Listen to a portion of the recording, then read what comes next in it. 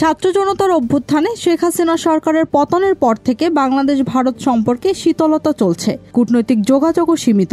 তবু গঙ্গাসহ অভিন্ন নদীর পানি বণ্টন নিয়ে এবার আলোচনায় বসছে দুই দেশ।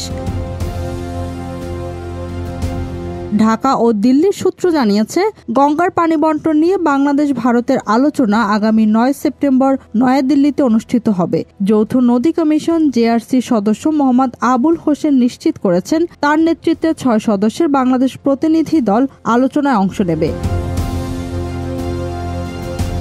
সূত্র জানায় 1996 সালে 30 বছরের জন্য গঙ্গার পানি বণ্টন চুক্তি হয়েছে।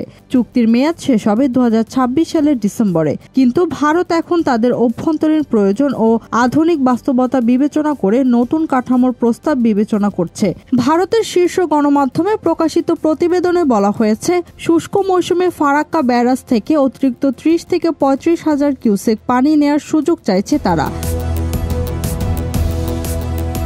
বিশেষজ্ঞরা বলছেন, পাকিস্তানের সঙ্গে ইন্দাস নদীর পানি চুক্তি কার্যত বাতিলের পথে হাঁটার পর এটি দক্ষিণ এশিয়ার পানি রাজনীতিতে বড় পরিবর্তন। এমন প্রেক্ষাপটে 9 সেপ্টেম্বরের বৈঠকে ঢাকা গুরুত্ব দিচ্ছে।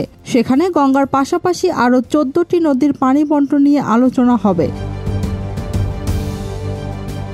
তবে গঙ্গা পানি চুক্তি নবায়নের বিষয়ে এখনও দুই দেশের উচ্চ পর্যায়ের প্রযুক্তিগত আলোচনা শুরু হয়নি।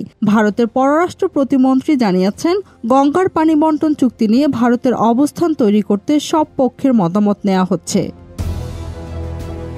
Z news, Dhaka.